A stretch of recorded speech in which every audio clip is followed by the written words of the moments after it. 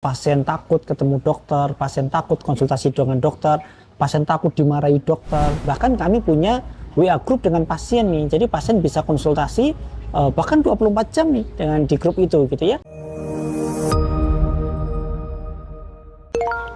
Dok, katanya sekarang ada konsep hospital without wall. Itu artinya apa ya, Dok?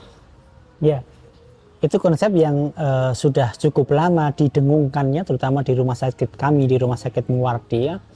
Jadi ada konsep hospital without wall, artinya rumah sakit tanpa dinding. Artinya apa itu? Artinya bahwa tidak ada pemisah antara dokter dan pasien gitu.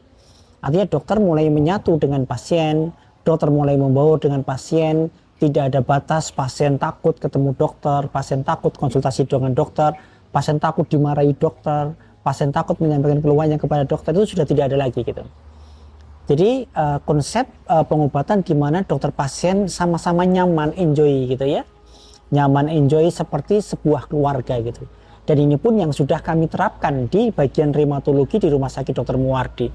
Kami sudah di rheumatologi sudah menerapkan itu. Bahkan kami punya WA group dengan pasien nih. Jadi pasien bisa konsultasi bahkan 24 jam nih dengan di grup itu gitu ya.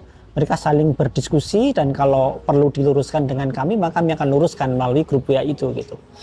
Kemudian pasien WA dengan dokter itu kalau dulu tabu, tapi kalau sekarang tidak, karena hospital without wall itu artinya memang sudah tidak ada batas gitu ya.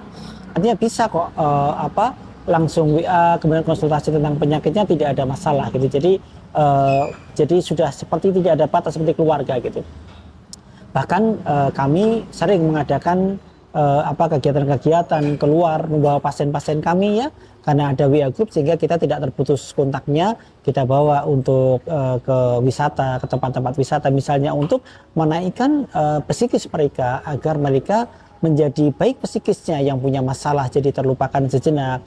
Maka ini pun salah satu metode untuk hospital without wall, sudah tidak ada batas lagi gitu.